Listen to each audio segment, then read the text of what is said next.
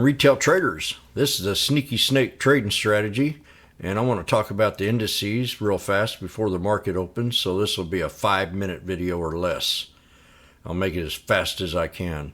Hit that subscribe button and ring that bell for future updates, and if you like it, or place a comment below the video, I'd really appreciate it. I was reminded about the CPI numbers today. They come out an hour before the market opens, and that'll be 8:30 Eastern time. So that's going to determine what kind of day we're going to have today. I'm going to pull up the SPY, and my last videos that I've been doing, I've been basing my strategy off this here Darvis box right in here. And I'm going to color that in real fast. I'll magnify it up a little bit. I like to get not this here breakout here, but these two candles, these tweezer tops. Well, shoot. We'll start right there and move down to the bottom of that candle right there. Now the neat thing about this here strategy is we had that triple top break and it pulled right back to the top of that resistance level. So that's going to be our hard resistance if we have a good number today. And the market will react real. There'll be a lot of volume, and this will be a good day to be in the indices today. If that CPI is 8%, 8 or less. It will be probably stagnant if it's around 8.3.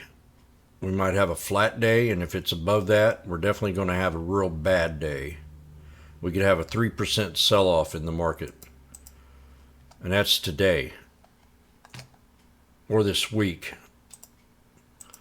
So Friday, we closed right at the bottom of that Darvis box on the body of that candle.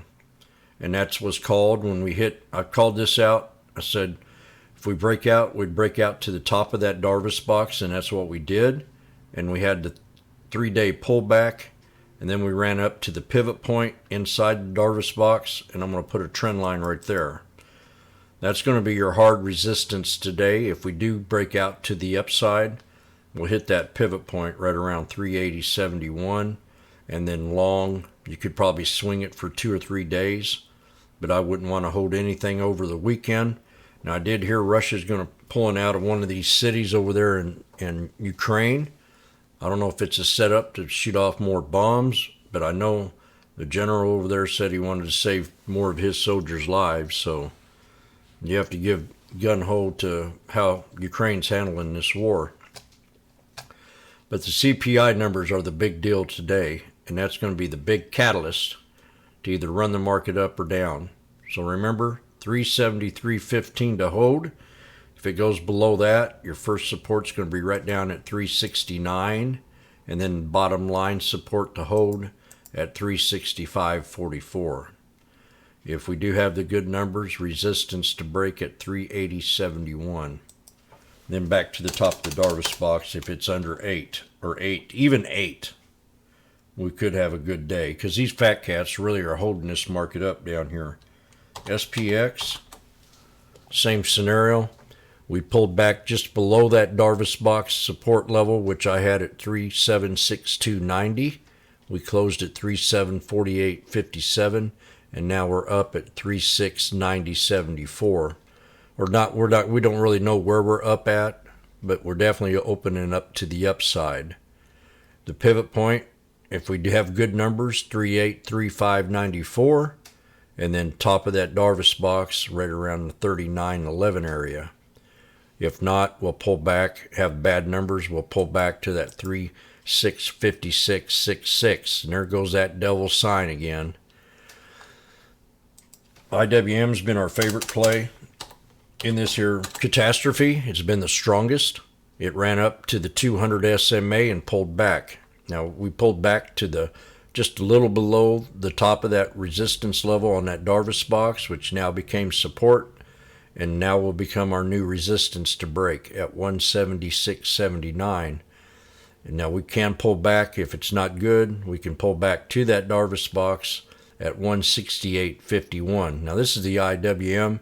This has been our favorite one of the indices, been the strongest, and we're just now at the pivot point in that channel of that Darvis box. And if we hold that, that'll be a good sign to run this back up and break that 180.23 area. The QQQ's been the toughest one to trade. It's been the worst one. It's not really had the strength, although it did run up and hit that 51 EMA. And now we've pulled back to a real solid support here. We do have a bottom at 254.26 if we do have bad numbers. If not, today's resistance to break will be that 267.77 long to 277.82. When you're playing the QQQ, you can always go back and look at the TQQQ. You can trade this one today if the numbers are good and run it up to resistance levels. And let's clean this up a little bit so I can see it. Triple bottom support will be right down here, right around the $17 area. If that holds, we can run this back up to 1937 or take it back up to the bottom of this here Darvis box, which will be right around the 2339 if the numbers are real good, and that runs into the 65 EMA. So that would be a hard resistance to break. Now this is if the market is in good shape. If it's in bad shape, we can pull out and hit a double bottom at 1632. Now if it's in bad shape, you can go to the SQQQ and trade it and run the stock up like you see what happened yesterday in that real bad day. Hard resistance to break today will be that 6091 area with a double top right here, just in a short time frame of 62.43.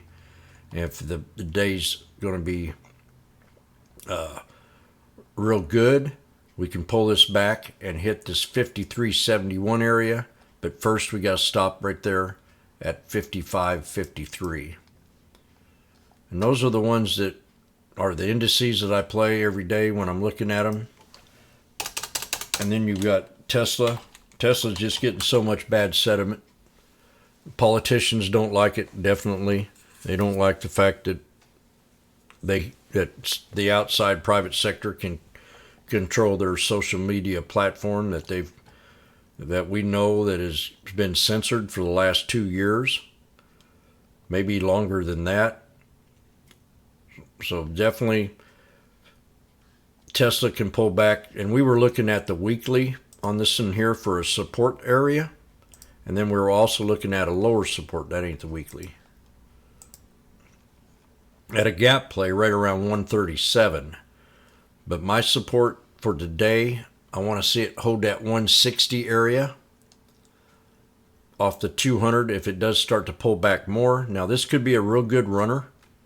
This can run real good with a hard resistance at 193.35, but it can also pull back real hard. I mean, I've been trading this for a very long time, since the IPO, and I've never seen the sentiment so negative on such a great human being. So that low support is going to be, if we do pull back, going to be right around 160, and that's that weekly time frame off the 200 SMA. And if it does pull below that, we can look for the top of this here ascending triangle. And if that doesn't hold, there's a gap at 137 that I'd keep a good eye on. That's Tesla. Now, I recommend for you to have your top 20 watch list working in such a scenario that we have right now. If not, just play it by ear. But I play a top 20 watch list. I've done it for over 18 years, and I'll keep doing it that way, because you get familiar with the stocks. You got to clean it up every once in a while. But good luck to you today, and the market's open. Sneaky snake trading strategy.